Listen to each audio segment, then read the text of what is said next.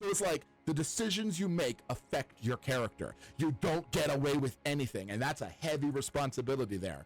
But unfortunately, it's Darth Vader. He's that warning, and it kind of hit me when I was just jumping on today, where I was like, man, he definitely fell for that trap by any means necessary, with the idea that he's just going to be the same Anakin. Dostoevsky, Raskolnikov, in Crime and Punishment, fell for the same thing. He had every good reason to slaughter that pawn shop owner, and she was a bad individual on top of that. And yet, after he performed the action, he couldn't even look at the treasures. He was not the same the next day.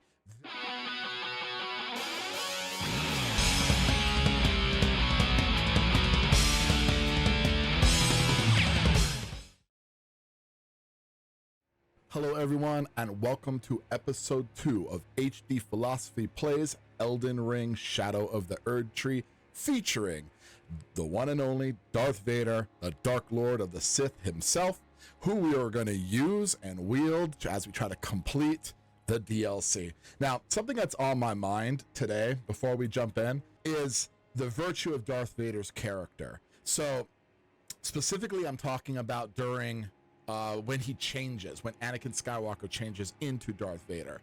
One of the critiques of like the two twin towers of the normative ethical theories that many people are familiar with, the consequentialist aim and the deontological aim, one of the big critiques from them is that they don't take into account the agency of the character. So to just give you a little bit of background, a consequentialist aim in moral philosophy says the end goal being something that helps the majority is what one ought to do. You know, whatever that looks like, whatever the intentions are, doesn't matter. It's the end goal that dominates the discussion. And the way I explain it to my learners is, if there's an arbiter of judgment, somebody who declares something moral or immoral, just imagine that arbiter exists. For a consequentialist theory, the end goal is where that judgment will rain down. They'll stamp it good or bad based on the outcomes or consequences. Why did you remove her tongue? Or maybe you prefer to talk about Megan Wong, age 64. How about Corey Goldstein, age 10? A brutal car accident left him with a surely fatal aortic rupture until he landed in my OR, where I saved his life. You know, his parents called me his guardian angel on live TV. And then they found out that you were a murderer.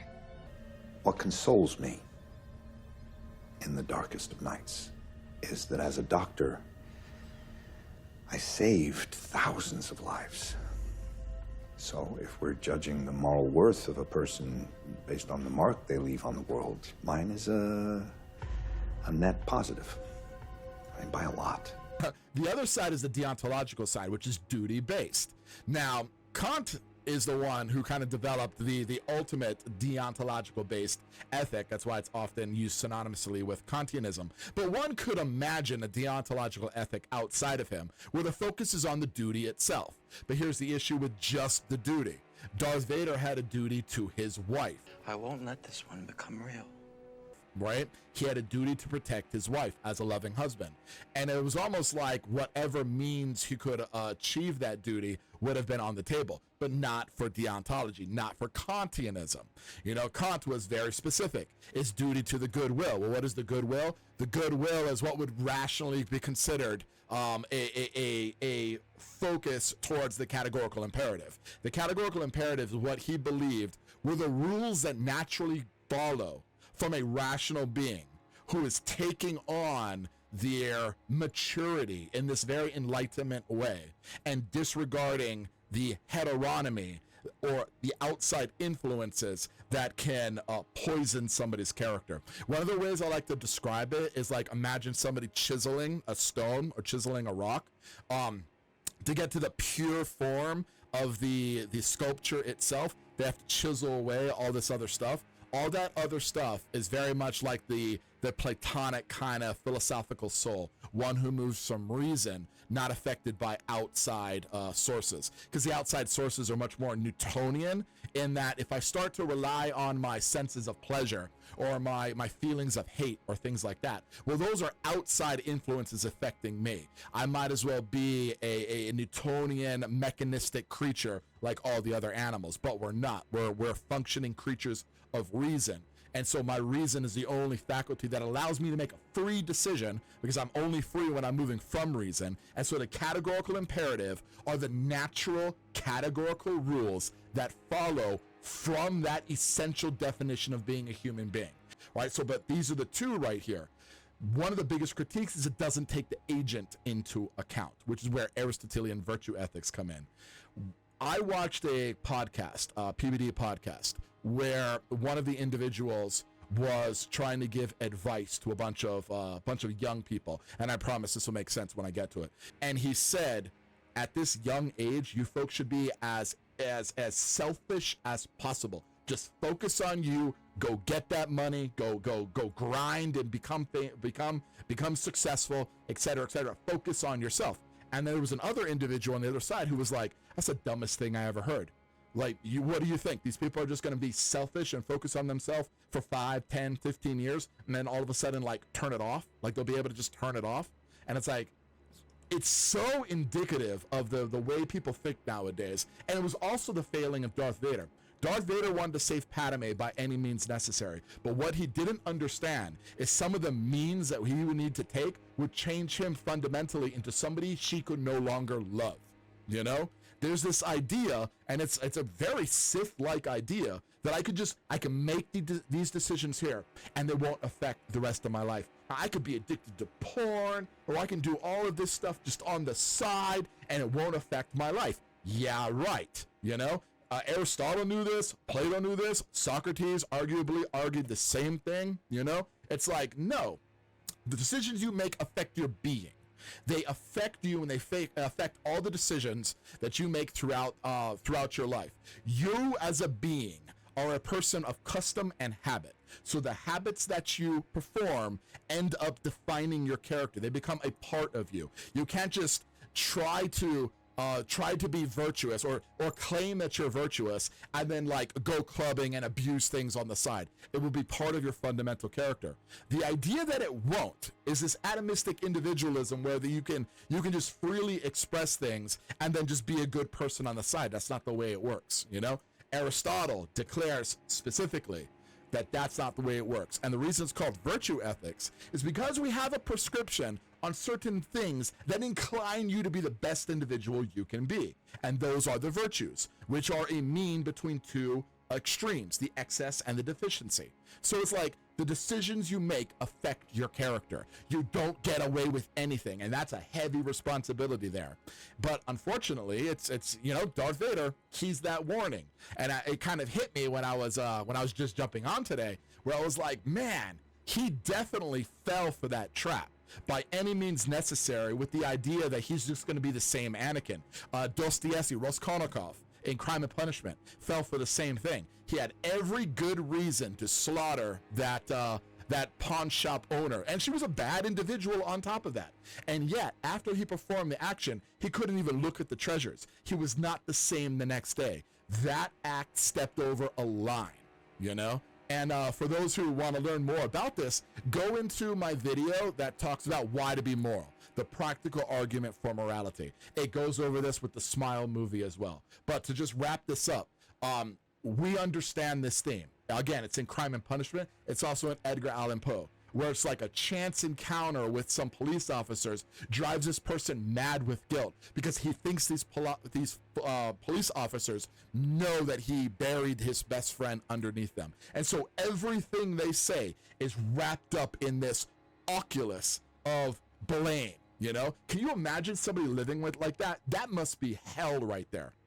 When you step over a line and then everybody you see, you now are like, do they know? Every little hint that, not a hint, but everything they say that might be like a web to that action or might have something to do with that action, even though they have no idea what they're talking about, will hit you like, oh my God, do they mean me? Or do they know? And it's like you are living with that guilt right there, because again, your actions affect you on a fundamental level. It is an action that produces an oculus that just webs out right there. You know, anybody who's ever been addicted to a substance, you know what I'm talking about. Like when you're smoking or you have that addiction, the things that are happening around you start to be little branches off from that addiction. The thing you're doing at the time, the song that you're listening to. If you smoke a cigarette every single time you finish your food or something like that, all of a sudden you want a cigarette every single time you finish your food. It's just webbing out right there.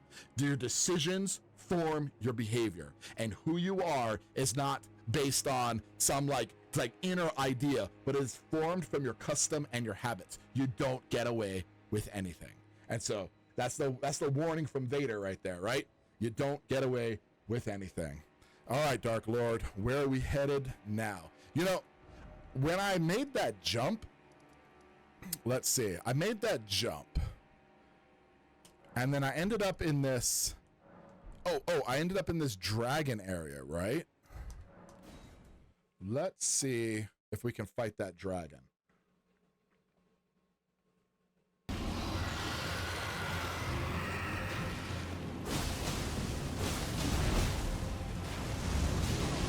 Oh, that hit. Ooh, that kept hitting. There we go. Much better.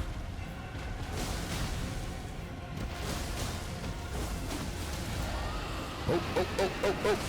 Get away from there. That looks like a tail swipe. Very slow tail swipe. Yeah. Shouldn't have taken that last hit.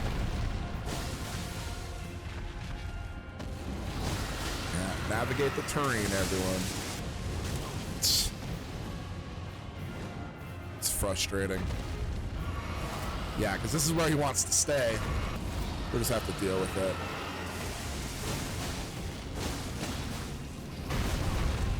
Could have sworn I did that.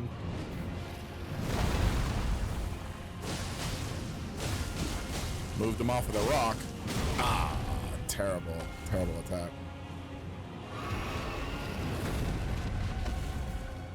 Bad roll.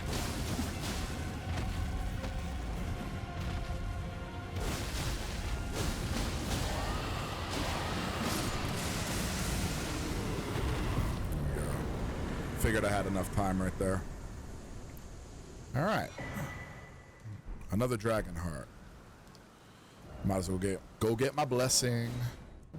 I need more power.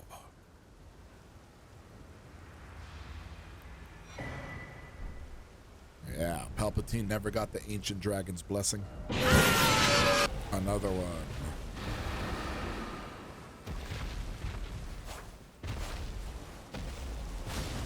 Ghost Flame Dragon. Yikes. Alright, well, it's another one, huh? Oh, son of a...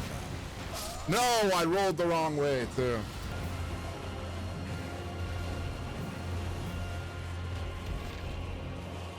All right, here we go. He knows we're here now. Oh. Like sacrificing Yoshi. Betrayal.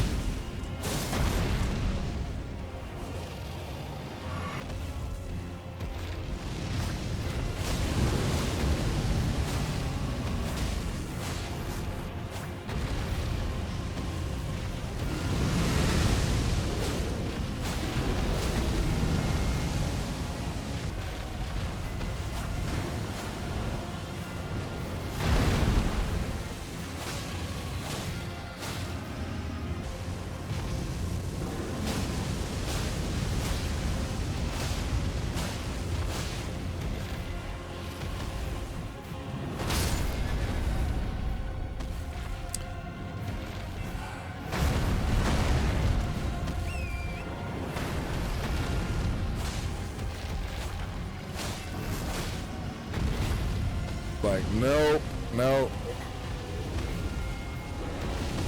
Strike another day, my friend. Strike another day.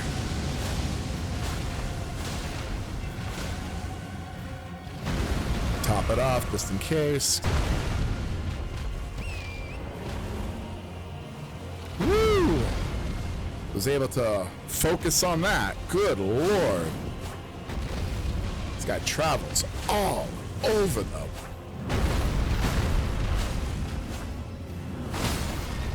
Great.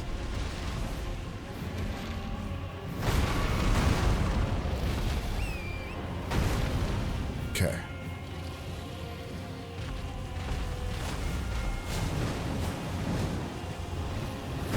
Had a feeling.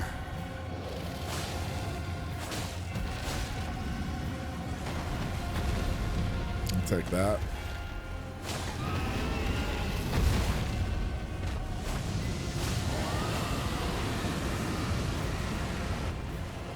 I'll make it.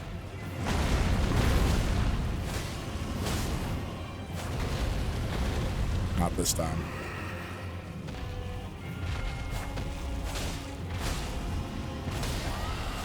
Oh, I'm gonna get that critical for the kill. Focus. Stab him right in the eye for the kill. There we go.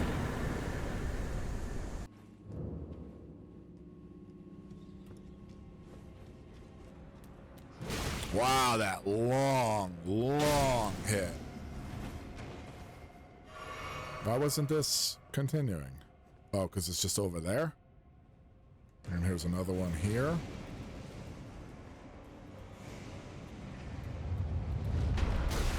Oh, I was just about to jump up there too. Good Lord.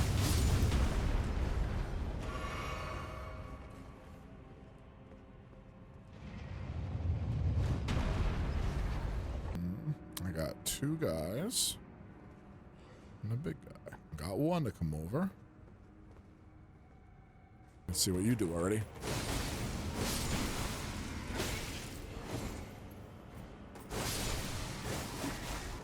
I heard it.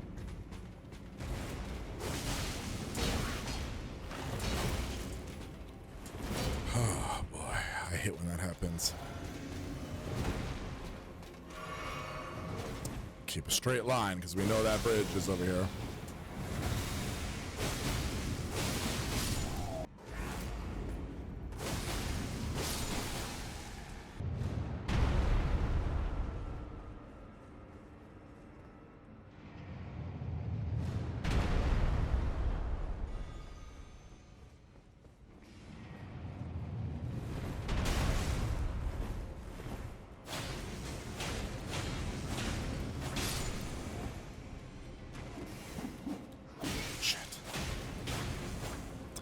No!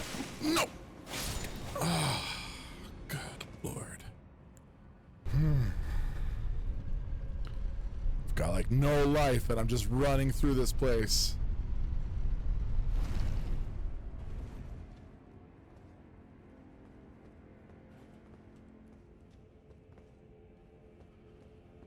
And there's the boss. Like, yeah, okay. Let's see how well this goes, everyone. All too easy. I got like nothing.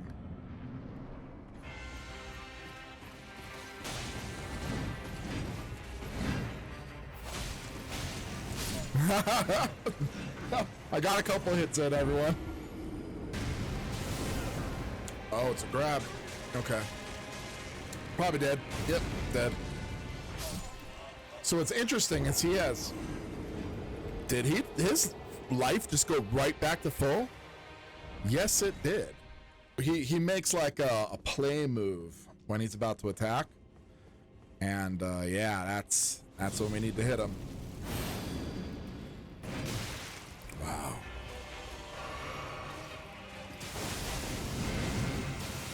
That was a new one. I hadn't seen him do that before. Look at that life. Look at that. Yeah, I didn't even go for that. I don't care.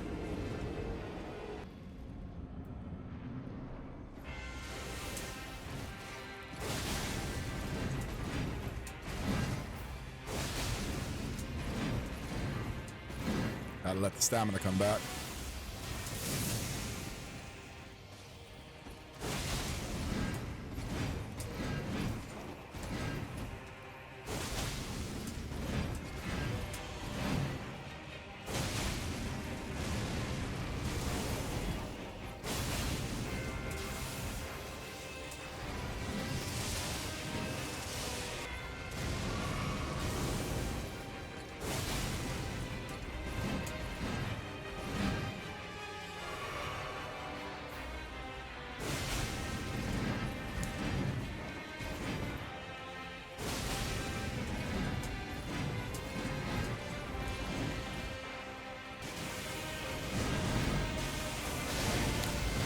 I'm waiting way too long in that second part.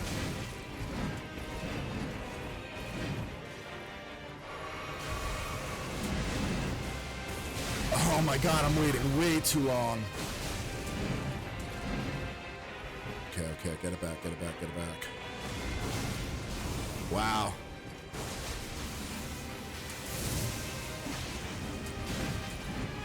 I don't know what happened there.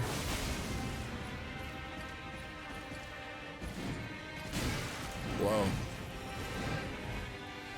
Take the drink.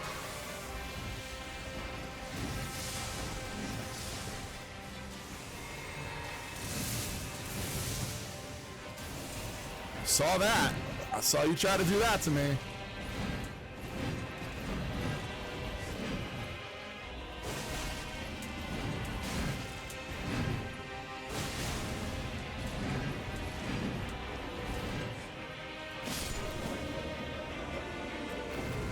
We did it. We did it. Yeah, look at that creepy little face. It's like, it looks like Momo. For those who don't know, good for you. The thing is like nightmares. All right. Moving on.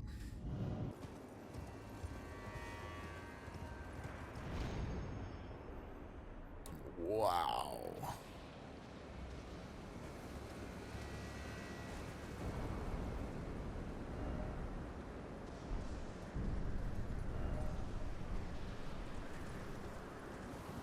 Another dragon.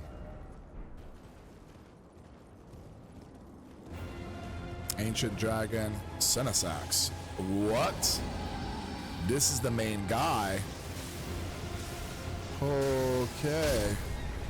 I was not expecting this. Yep, we're out. I don't think there's a fire, a grace anywhere close to here though. Okay, what I want to do is I want to see how much damage I do to him to see if this is even a possibility next time.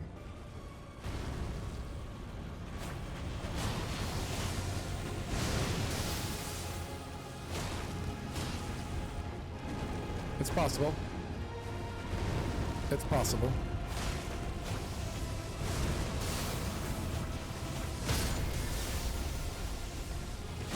I'll probably die figuring it out, but it's possible. I do enough damage. So when we come back, when we return, we will take on the ancient dragon Senesax. And then maybe like those other drakes below. So next time, it's going to be a dragon run for Lord Vader. Thank you for turning in. And as usual, take some time with the classics because they will awaken the hidden dragon within all of you. Take care, everyone.